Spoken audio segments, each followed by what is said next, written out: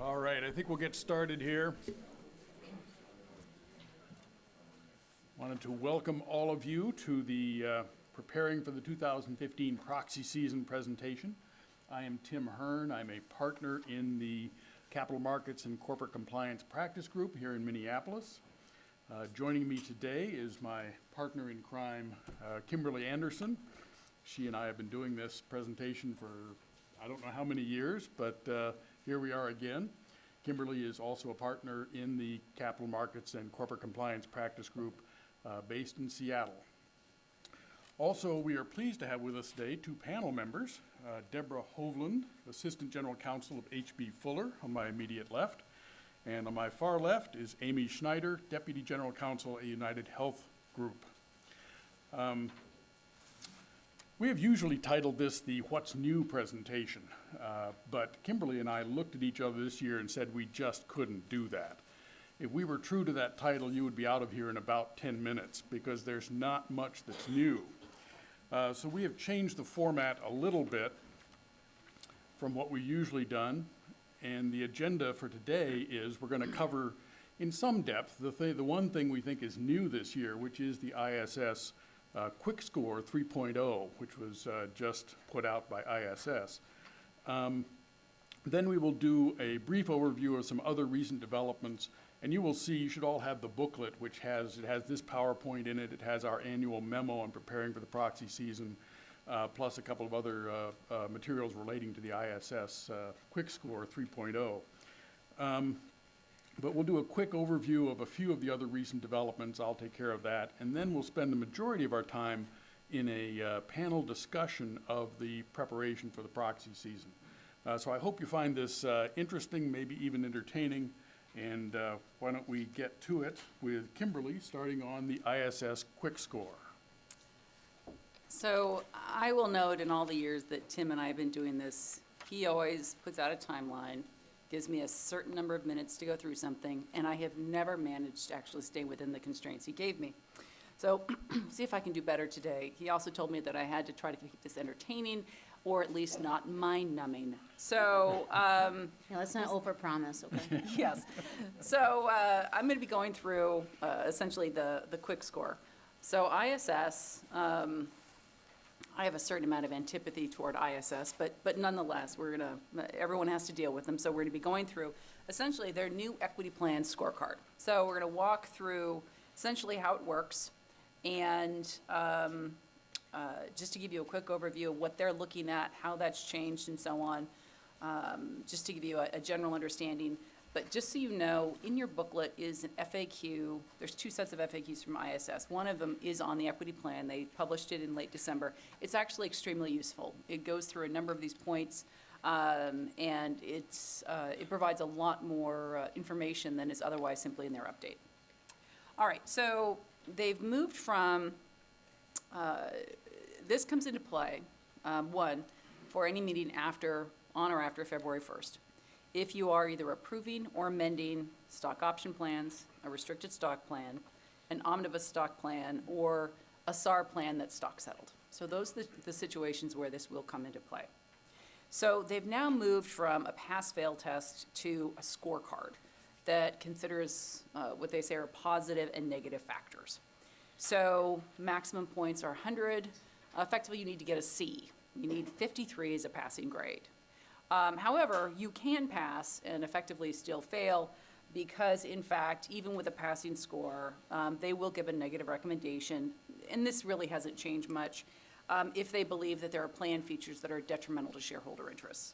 That would include a very liberal change of control definition, such as, shareholder approval of a merger rather than consummation of the merger, which something that could result in vesting other than by a full double trigger, change of control and termination.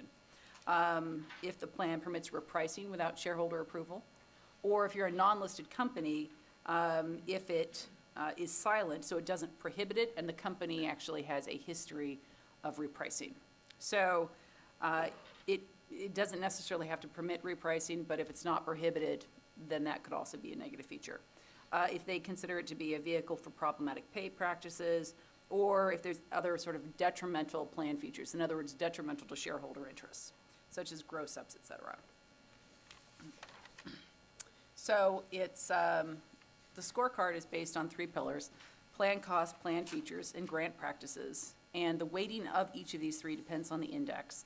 And in case you're wondering about the picture, the Hubble turned 25 this year, and that's the pillars of creation. And since they were pillars and there are 3 of them, it seemed apropos. So now there are different indexes depending on the type of company. So for S&P and Russell 3000, you can see that they put different emphasis on different kinds of things. And there's also another one, which we're not discussing here, which is for companies that have either IPO'd or emerged from bankruptcy in the last 3 years. And they have a different weighting feature altogether. And in fact, they don't even consider grant practices just because of the short history involved. So, you know, depending on the company, there is going to be a slightly different emphasis. All right, so we're just going to go through briefly the different plan components, or the pillar components. The first one is plan cost. And effectively, this is the potential cost of the transfer of equity from shareholders to employees. It's using, you know, the ISS, you know, shareholder value transfer model. And it's, it's based on the relationship of a company's SVT to respective ISS benchmarks. And it's regression analysis, et cetera, so let's just leave that alone for the moment. But the scorecard is based on 2 things. First is new plan shares plus the shares that are remaining for new grants, as well as outstanding and unexercised grants, and then a second benchmark, which is only the new shares plus those remaining for future grants. The reason they added in this second benchmark is that so it took into account that there is overhang for outstanding options, and that there can be some real value to having those outstanding options. It can be, you know, it can help employees. They could have, you know, real value with respect to those outstanding options. So that they used to have other ways of dealing with option overhang. This is how they've now dealt with it. It's built into the plan cost. So those benchmarks are expressed as a percentage of the company's market cap. And you get maximum points if your total costs are at or less than 65% of the benchmark, which is based on industry. All right, so plan features. Essentially, plan features are the downsides. They consider that there can be, you know, negative components based on certain kinds of plan features. So automatic single trigger award vesting upon a change of control, if there's broad discretionary vesting authority, in other words, so that the plan administrator can vest at will. In other words, so it can result in effectively pay for failure.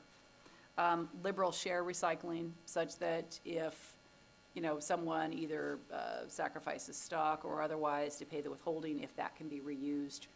And an absence of a minimum vesting period of at least 1 year. So if those things are absent, those can impact your score and create a negative score on the plan feature component. All right, grant practices. So there's a number of these. One is the company's average burn rate relative to the industry and index peers. And then vesting schedules for CEO grants during the prior 3 years. What they really want to see is whether or not the CEO, you know, has grants such that they're incentivized for long-term growth. Estimated duration of the plan based on some of the shares remaining in the new shares divided by the three-year average annual burn rate. Shorter is better. They would really like to see this at less than 5 or 6 years. Proportion of the CEO's equity grants subject to performance conditions. They consider performance conditions to be an emerging best practice for mature companies. They would like to see at least 33% be subject to performance conditions, preferably 50 if you want full points. Clawback policies, and then post-exercise, post-vesting shareholder requirements. They regard this as furthering to help align management and shareholders such that it will help enhance long-term value, which they believe would be undermined if executives have the ability to sell and dispose of all their shares immediately. So next, how are the factors weighted? They are not weighted equally. Some are binary, meaning you either pass or fail, and so whether or not you get the points. Others, you get partial points, sort of like partial credit on a math test. There is actually a very good chart. I didn't include it in here because that goes to Tim's admonition against mind numbing. But there is a point allocation system. It's in question 9 of the FAQs. It's actually very useful. You will note that there is one crucial component that they don't include anywhere in the FAQs. And mostly because I think they like to be somewhat mysterious. They don't tell you the allocation of points for the different factors. So if you're going through the factors within each pillar, they don't tell you how they weight them internally. So I find that interesting because I haven't researched this at all yet, but the one thing that troubled me, or I guess jumped out at me when I first started learning about the new scorecard, was the minimum vesting requirement that applies, I think, to all equity, so including options, whereas in the past, institutional investors seem to want the minimum vesting for full value awards. So I wonder if that's going to be something that trips up companies, or at least hopefully it won't be valued too highly, because I'm not sure people use the minimum for options. right. And but again, unless they provide further guidance, at this point, we just don't know what that allocation is going to look like.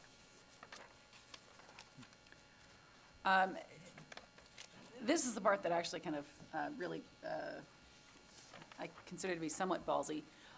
So if you have multiple plans on the ballot, they will do a score for each individual ballot, for each individual plan. As we've just discussed. They will also do a score for all of the plans in an aggregate. So the plan cost is all costs in the aggregate, but for the plan features and grant practices, they're going to determine your score based on the worst scenarios among the plans. So understand the concept of cherry picking. This is just the opposite. They are going to pick all the different ways that you don't comply and combine them in the worst possible scenario to figure out what your score is. So if your aggregate score passes, if you get more than a 53, you're great. Unless there are some of the overriding factors which we discussed before, all the plans will pass. However, if your aggregate score is less than 53, so you don't have a passing grade in the aggregate, then you look at each of the individual plans. So for any plan that has less than a score of 53, it fails. So if they all have less than 53, you're done. If only one plan has more than 53, only that plan will succeed. But here's the interesting one. If every single one of the plans individually passes, but your aggregate score doesn't pass, only one of your plans will pass. So even if all of your plans individually are designed such they would each pass the scorecard test, you don't get a pass on everything unless your aggregate score is also there. So then they will decide, so they'll base it on the highest shareholder, the highest SVT, so that one will pass, everything else will fail.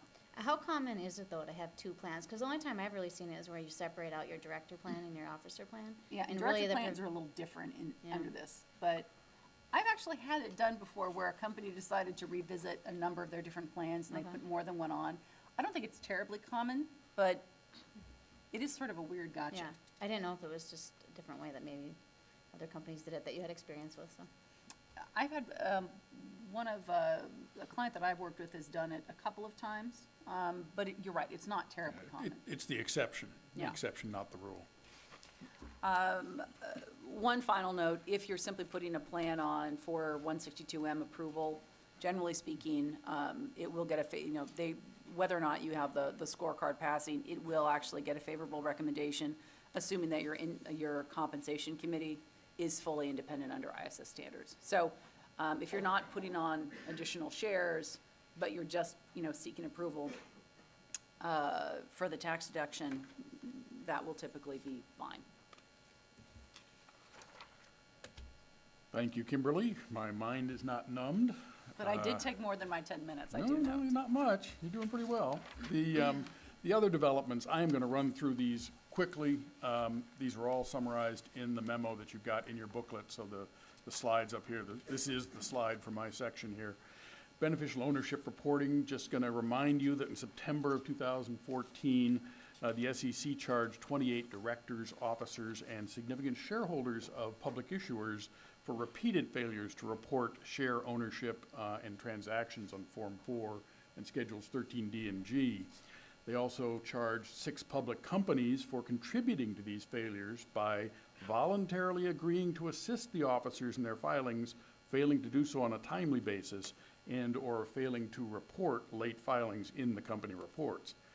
All but one of these people have settled, and they've paid fines ranging from $50,000 to $150,000 apiece, a total of $2.6 million in fines. This is a shot across the bow, a proverbial shot across the bow by the SEC, reminding people that they do care about Form 4 and 13D and G filings, even if they have not paid much attention to them. If your organization had gotten lax in that respect prior to this, I assume now you are well focused on it. If you are not, you should be. The SEC does care about Form 4 filings and 13Ds and Gs. Revenue recognition. This is a very prospective issue, but one that no doubt your financial people are into already, preparing for. There was issued in the middle of 2014 new standards were issued by the FASB on revenue recognition from contracts with customers. This new revenue recognition set of rules will be effective for financial periods commencing after December 15, 2016. So we're 2 years away from it being effective. It includes changes to the amount and timing of revenue recognition, process followed to document contracts, the applicable internal controls, and the determination of compensation based on revenue metrics. There are also new disclosure requirements in the financial statements that key to these new standards. The potential issue and the thing to be thinking about now for you is that these new revenue recognition rules will possibly come online around the same time the Dodd-Frank clawback rules come online.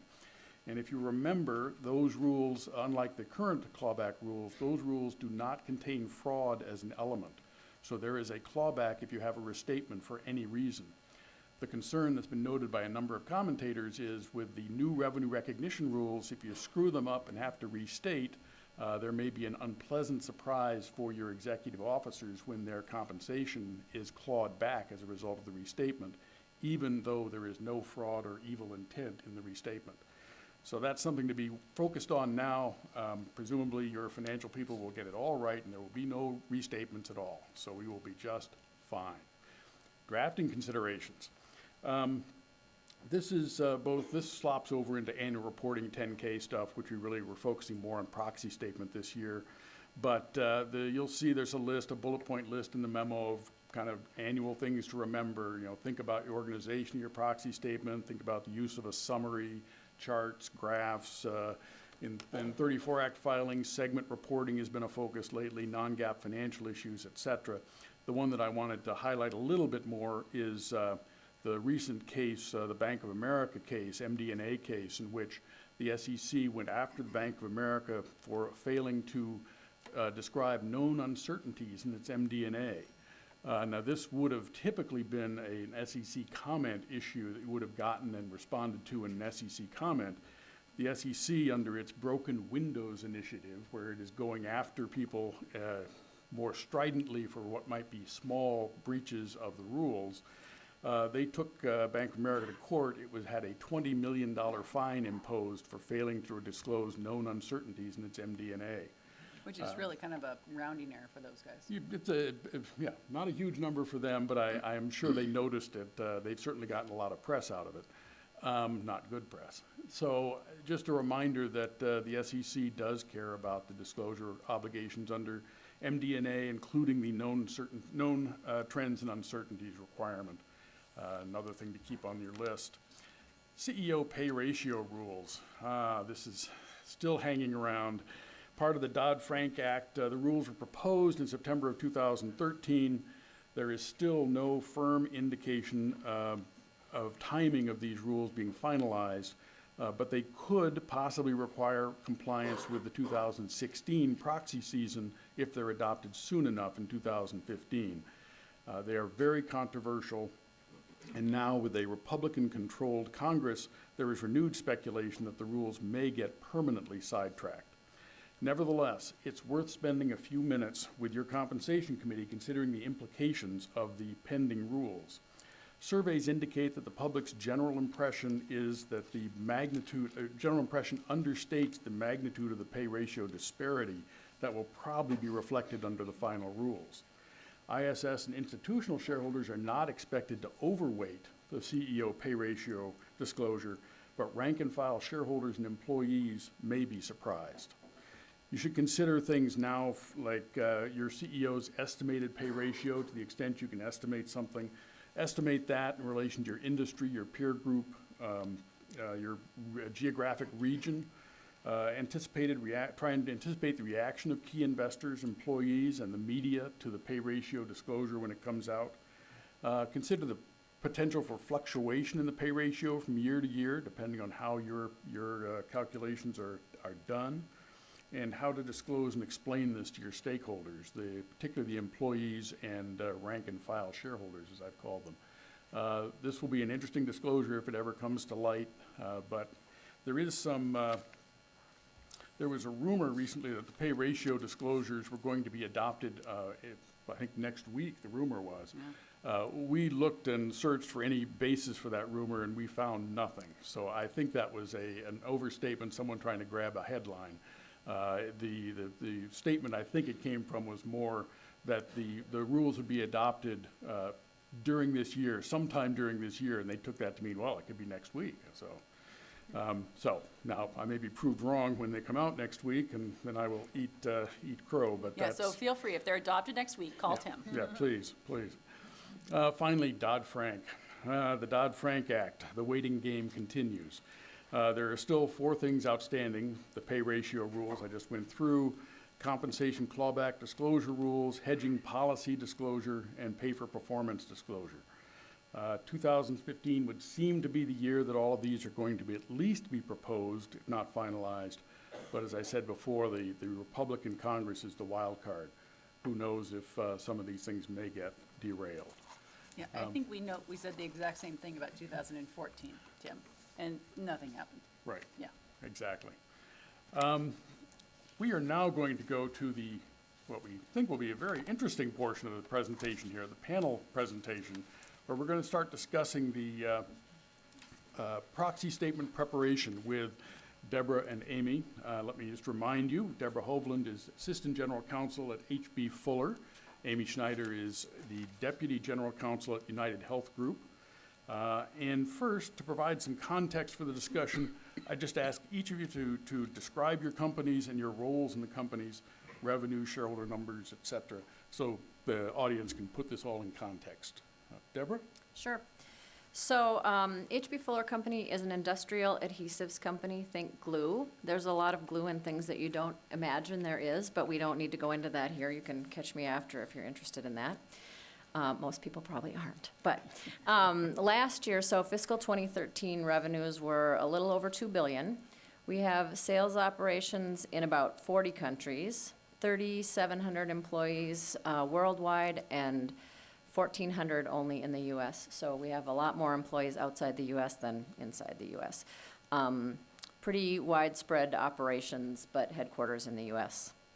And recent market cap was about $2.1 billion. And I'm at UnitedHealth Group. I'm in the corporate secretary function there.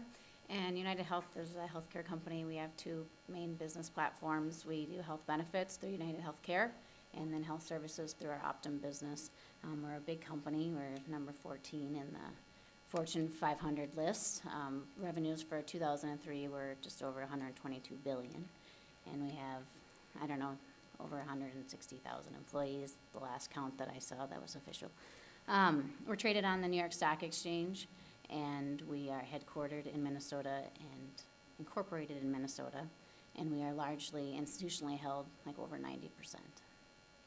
Yeah, I forgot the institutionally held percentage. So I think we're highly institutionally held to top 25 shareholders are about 70% of our share ownership. Okay. Thank you. First topic is going to be the preparation of the proxy statement, the process that you undertake. Particularly, how do you approach the proxy season or the proxy process each year? You can imagine all sorts of, a range of possibilities. I've always been intrigued by some commentators who have suggested that when you go to do your CD&A, you should start with a blank sheet each year and just go with a blank piece of paper and start writing. I'm curious if anyone does that. I'd be curious if either of you do that, but I've always thought that was a pretty impractical approach. But where do you take your processes? Well, I mean, I may have a large ego, but I tend to think what I did the last year was pretty good, so I do use that as my starting point. But obviously, I need to update it for any developments that, either rule changes or new trends. I try to expand the disclosure, add, the latest features and whatnot. But definitely do not start over, but make it so it's actually a discussion of what was done in the last year, so it's not just boilerplate language by any stretch. Yeah, I definitely don't start with a clean slate unless there was some reason to. I didn't think it was an ego issue. I was just sort of being practical. But I have never heard of anybody starting over clean unless they were really doing a major rewrite, which I know, several companies around the Twin Cities have done. We haven't done that so much lately. So we don't start with a clean slate. We look at last year and obviously update. And we have a pretty long process for doing that. And we start kind of mid-year on that process, but we think last year was a pretty good place to start too. You have good documents, I've seen them. I used to work with Amy before she went to They're very good, UnitedHealth. very good. You said you start at mid-year. I know that the two companies have different year ends by a month, I believe. When do you start your process? So I can take that one first. So we have a funny year end. It's the Saturday closest to the end of November. So that puts us just a slight bit ahead of people. As an aside, it's sometimes been a nice year end to have because some things that come into effect in December don't affect us, so we're on the lag side. So for the most part, I really like it, but it's not nice to have year end things going on in December for the most part if you're working on the holiday schedule that I am. But yeah, so generally a November 30th year end. We have our annual meeting in April, typically the first or second week of April, and we have a board meeting that goes along with that. So we'll have had a January board meeting in the fiscal year, an April one, and then about June or July, we start drafting. So I'll get together with HR and start drafting, kind of catch up for those 3 meetings. And then we meet every month, just law and HR, to kind of do as much updating in it as we can before the end of November, and then really things kick into gear in December and January. And January is really heavy for us because a lot of the vendors that we get numbers for can't get them to us until January anyway because they're doing it all calendar year, so the fiscal year end is not great for that. But I would say January is the heaviest, but we really do start halfway through the year. And we do have a calendar year end, but our timing's a little bit different. We're not the best example because we have a late meeting. Like our meeting's not until the first week of June. So what drives the timing for us for our proxy filing is the rule that we have to have it on file with the SEC within 120 days of the end of the fiscal year in order to incorporate by reference into the 10K. So that's why we file when we do. So we file towards the end of April, like usually April 24th or something like that. But we still get started reasonably early. Usually December is the month when it really kicks off, when we have their first kickoff meeting, and that's also the month when our shareholder proposals are due, which we do tend to receive. I know we're going to talk about that a little bit later, but that produces some work for us to get going on right away just because of the deadlines involved with shareholder proposals. So that's usually December when we really start going. If we're going to be doing something different that year, like requesting more shares on a plan or some other non-routine matter, that will happen before December because of just the time involved and the people involved in the process. Just by way of contrast, I have clients who, we heard your revenue numbers. I'm talking about clients who may be hoping to have revenue soon or have minimal revenue, and they will start 30 days before filing, doing their proxy statement. I was hearing you're starting 6 to 9 months ahead, so. Which is great. Well, I don't want to give the false impression that we're doing tons of work in July, but we do start because there's, it's kind of a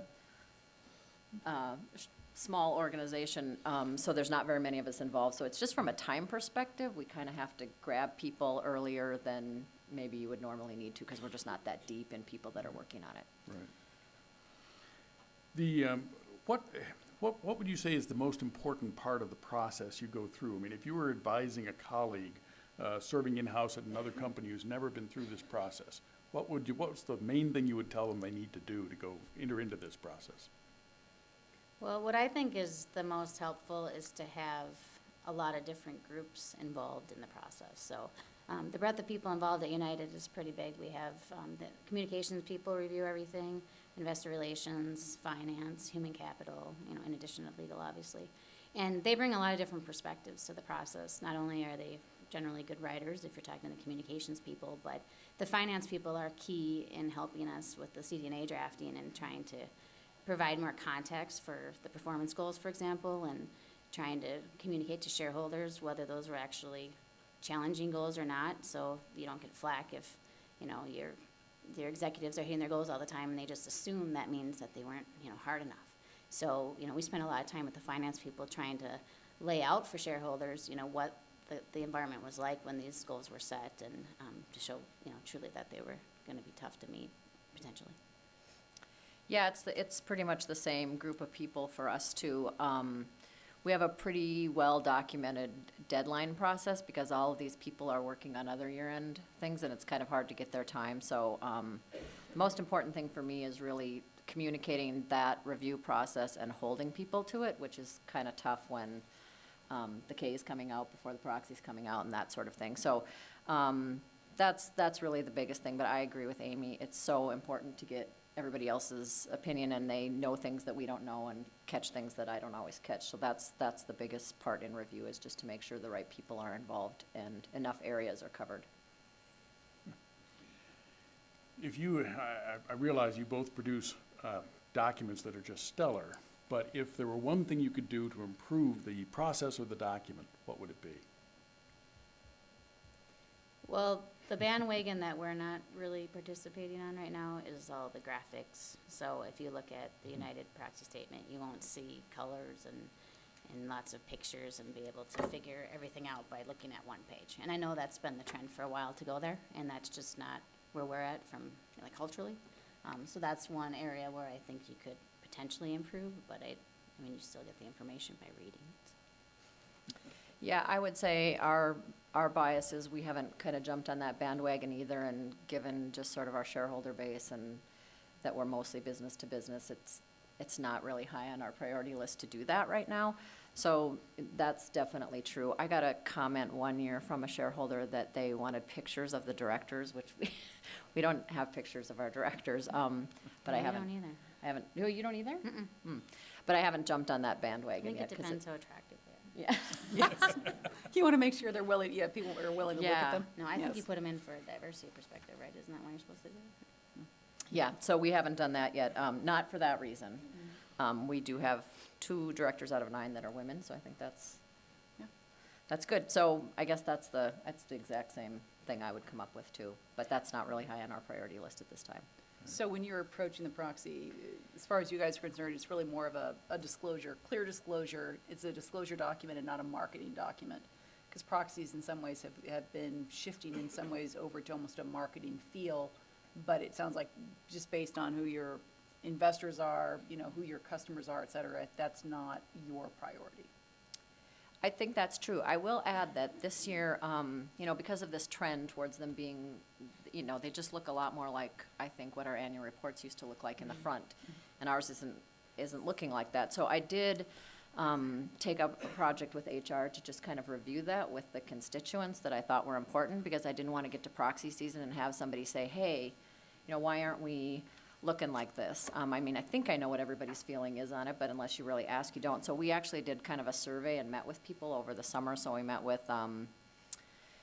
comp consultant, with IR, with our CFO, with our outside counsel, just to get, we're a middle market company, so we wanted to see, well, benchmarking wise, without having to do a lot of benchmarking, are we still, where we should be, and a few other groups. And so we did do that, and that's a little bit unusual, but it was a good process, and I would recommend it for people who are looking to make changes or to not make changes, because I feel like we really know what people want. And we got some interesting information. So one thing I took away from that was I'm not meeting with IR enough.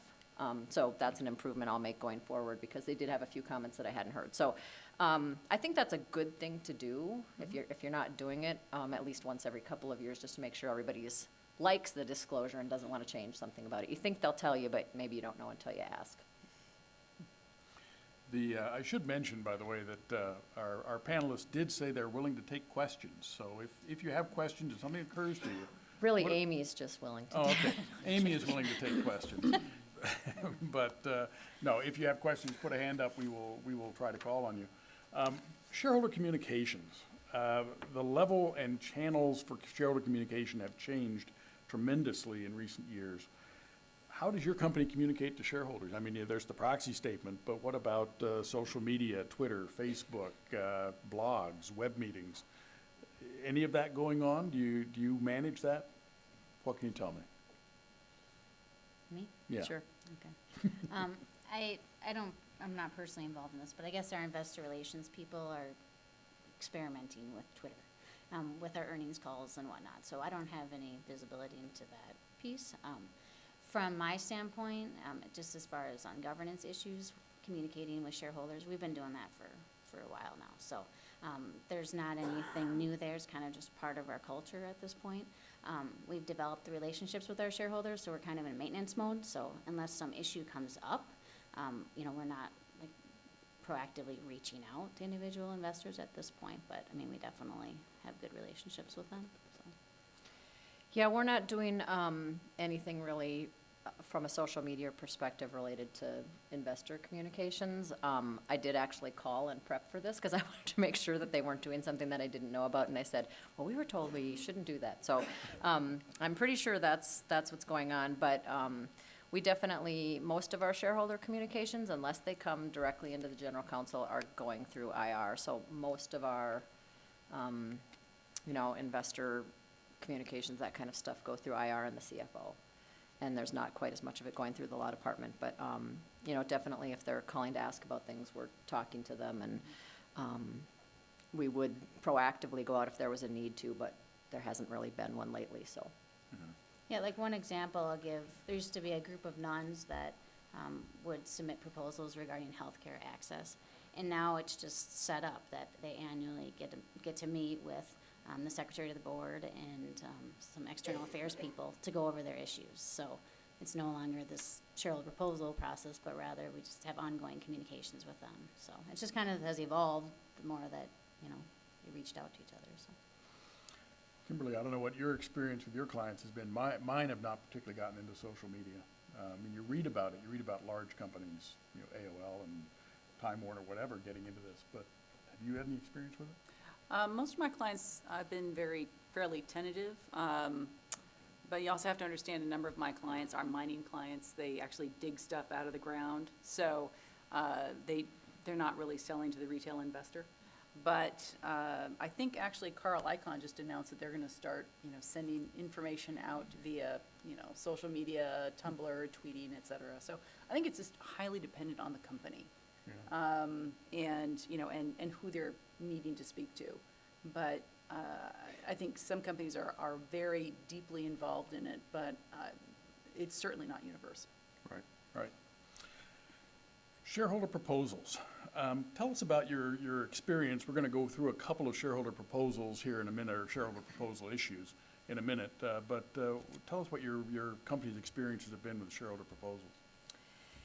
Yeah, I can take this one first because I probably have the least to say. Historically, we just haven't had much. So certainly we note the trend and we keep an eye out, and we know that shareholders are getting more active with our size company, but prior to the last couple of years, it's mostly been with larger companies. So I'm sure that trend is changing for other people in our area, and we expect that too, but we just haven't had historically much in the way of proposals.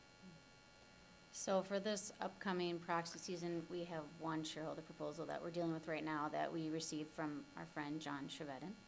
And it's requesting that we have an independent board chair, which we have. But I guess the way that we define independence is different because he's kind of doing the State Street argument that because our lead director has been around so long that he's no longer independent because of just the tenure at the company. in his prior role at the company. So we are planning to request no action treatment from the SEC and exclude it on the grounds that we've substantially implemented it because we do already have that policy. So we're hoping to be successful on that and therefore have nothing included on the shareholder proposal front in the proxy statement this year. We normally get a request to expand our disclosure of our lobbying expenditures, and we've gotten that for several years in a row, and for some reason, we didn't get one this year, so that was very good. But normally, we've gotten that maybe 4 or 5 years in a row, and they fail. We get about 19% of the vote. So we got one of those last year, and we also got another one from John Trevenin last year on cumulative voting, which didn't pass. But what we've been also dealing with throughout the year is we get separate letters from investors just requesting additional disclosure from us. So they're not formal 14A8 requests, but rather just, they request supplemental information to be provided to them on a particular issue, or they ask for us to expand disclosure in our publicly filed documents. So some examples of that. The last one I just did last month, we got a request for additional information regarding our GLBT policies and how they apply internationally, so we responded to that. We got a request last year for information regarding our supplier diversity, and we'll be providing information supplementally to them, but also expanding that disclosure in our social responsibility report. And then proxy season time last year, we got a request from the Carpenters Union to expand our disclosure regarding various audit committee issues in our proxy statement. A lot of companies got that. It's just part of expanding the audit committee disclosures and expanding the audit committee report and all this stuff. So I don't know if you followed that. A lot of companies got these letters and we responded to that too. So we're doing it throughout the year really, and it's not always through the formal 14A process. On the audit committee disclosure, you indicated that you responded to it. Was it more supplementally, or did you expand disclosure? We put it in the proxy statement last year, yeah. And we did get another proposal last year on our risk oversight for privacy and data security. And we were trying to argue to exclude that with the SEC, and then we're able to come to agreement with the investor to have them withdraw if we expanded some disclosure in our audit committee charter. So we did that too, so they withdrew that.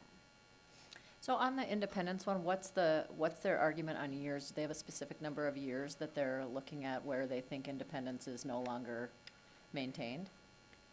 Well, I mean, State Street definitely has a policy on that, and ISS, points to, I think, 9 years or something. Yeah, I think it's 9. Whether Trevenin said it in his letter, I don't remember. Oh, so he didn't have a particular... I don't know, he just kind of goes off, I don't remember what he said. I'm going to give our panelists here a rest for a minute while I describe a recent development in the ordinary business exclusion, which you've probably read about, but let me just review the facts. This is the Trinity versus Walmart stores case. In a nutshell, in this case, the U.S. District Court in Delaware overturned an SEC no-action letter position which had allowed Walmart to exclude a proposal under the ordinary business exclusion. Background, December of 2013, Trinity Church in New York City submitted a shareholder proposal to Walmart requesting that the board amend the Compensation and Nominating Governance Committee charter to provide for oversight of the formulation and implementation of policies and standards that determine whether or not the company should sell a product that endangers public safety and well-being, has a substantial potentially to impair the reputation of the company, and or would reasonably be considered by many offensive to the family and community values integral to the company's promotion of its brand. I was quoting, if you didn't catch that. The narrative portion of the proposal revealed that it related to the question of whether or not Walmart should continue to sell guns able to hold more than 10 rounds of ammunition, gun magazines. In a nutshell, or truncating this, in March of 2014, the SEC issued a no-action letter permitting the exclusion of the proposal on the basis that the proposal dealt with Walmart's ordinary business, or their ordinary business operations, so could be excluded. Trinity went to court and sued to overturn that. The U.S. District Court in Delaware determined ultimately that 1, Walmart should not have excluded the proposal from its 2014 proxy statement despite receipt of the SEC no-action letter, and 2, that Walmart would be enjoined from excluding the proposal in its 2015 proxy statement if it were resubmitted. The court concluded the proposal was not subject to the ordinary business exclusion because it had been cast as a board policy proposal on a matter of significant societal importance, and it did not seek to micromanage the company. This has been, people have been, well, they're surprised by it, but it also appears to potentially gut the ordinary business exclusion because it seems that most any proposal could be cast as a board policy issue, trying to put it under the policy purview of a board committee. And that would seem to allow or to get around the ordinary business exclusion. I'm just curious, any reactions of our panelists to losing the ordinary business exclusion, or if they've thought we have lost the ordinary business exclusion to this case? Well, I think it's still alive and well. I mean, we've used it as an argument, for example, that data security proposal that we received, that was part of our ordinary course of business. So I'm not sure it's gonna be as broad as it sounds, that it's gonna just swallow the whole thing, but, I mean, we'll have to see what happens. There's more to come on that. I have heard a rumor that the Society of Corporate Secretaries and Governance Professionals will be submitting an amicus brief in support of Walmart on that case, so we'll have to just follow where it comes out.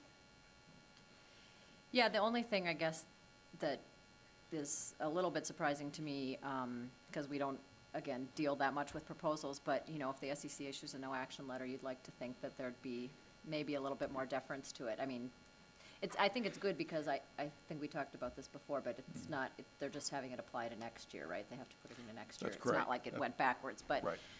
that's the thing that, Yeah, that is troubling. Yeah. Agreed. Yeah, the court did, I mean, the court could have, the ruling came down in time, they could have stopped the 2014 process and forced them to put it in that proxy statement. They didn't do that, but they have made it, enjoined them for next year, they have to include it if it's resubmitted. But Tim, that case is also important because the opinion after trial, not the initial motion for enjoyment, went out of its way to say that the SEC is not deserving of deference in the no action context because of the SEC's own statements about no action context, about how only district courts can really finally decide things. You should summarize that side, Yeah. Bob Rosenbaum is just making the point that the court did go, at some length, did go into the fact that the SEC should not be surprised by having the court overrule it, because as the SEC has stated, its no action letters are not precedential. They're limited to the facts, limited to the instance in which they're issued. And so the court, in overturning the letter, the SEC should not consider their no action letters as binding precedent. Which is, yeah, I think that's a very good point, and it begs the question whether this may encourage others to go to court to overturn no action letters. It's expensive, it's time consuming, maybe not, but that's the Trinity was certainly successful in this case. The other The flip side. shareholder proposal that we're going to talk about, the SEC, the proxy access proposal submitted by Whole Foods. The Whole Foods case, and you've probably read about this as well. Just again, briefly, the SEC Whole Foods no action letter allowed the company to exclude a proxy access proposal based on a conflict between the shareholder proposal and a management proxy access proposal. That sounds reasonable, but when you get into the facts, it's interesting. This all happened in the fall of 2014, so just a few months ago.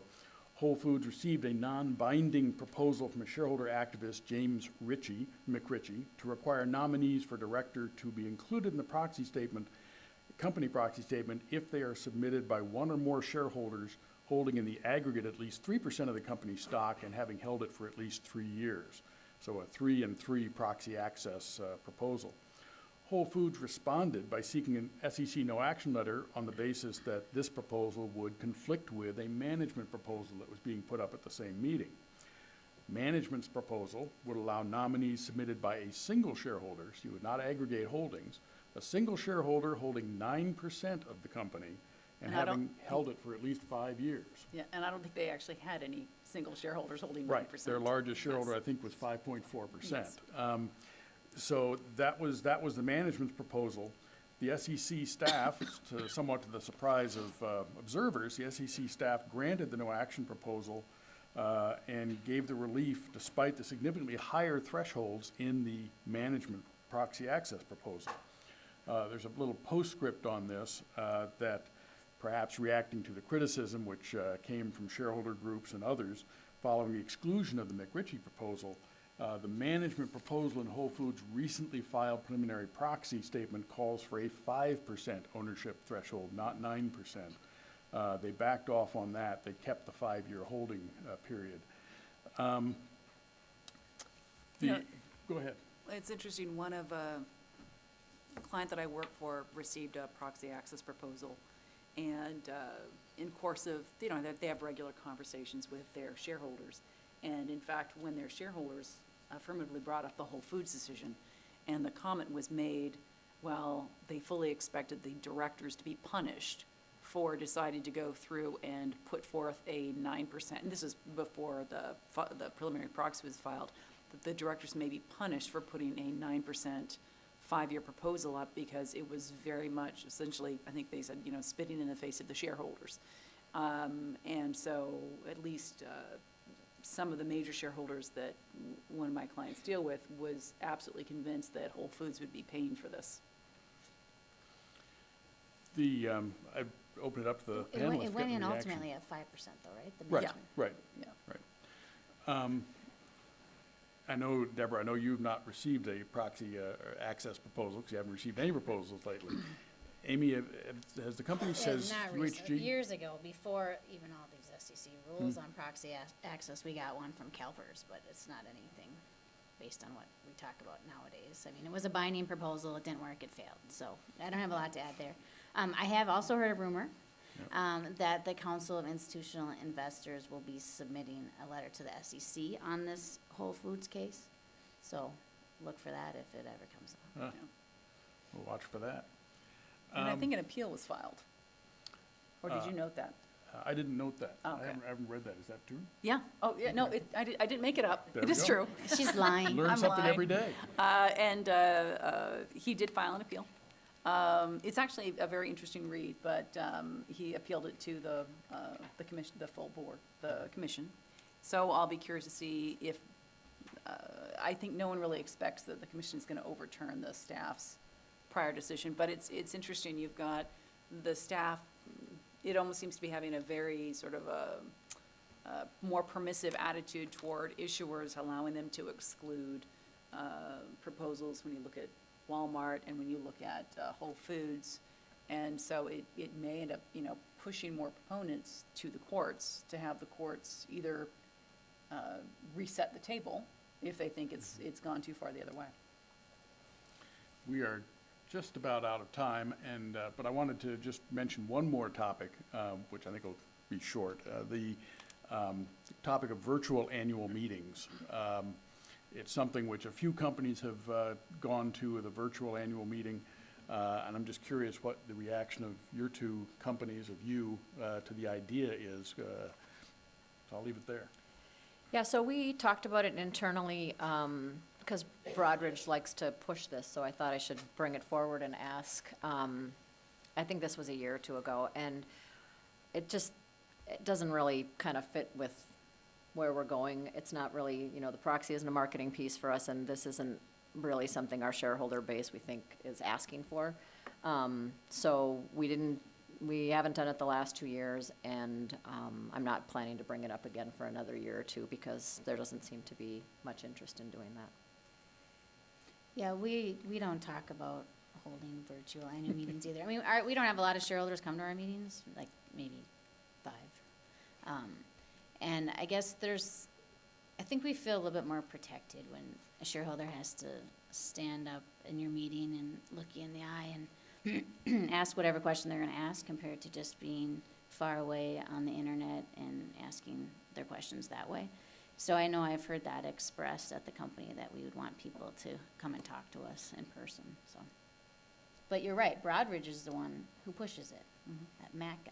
Yeah. Well, we've just about reached 1 o'clock. I invited questions. I didn't see any hands. Give you one more chance. I don't see any hands. I think we are done. Thank you for coming. you. We appreciate it.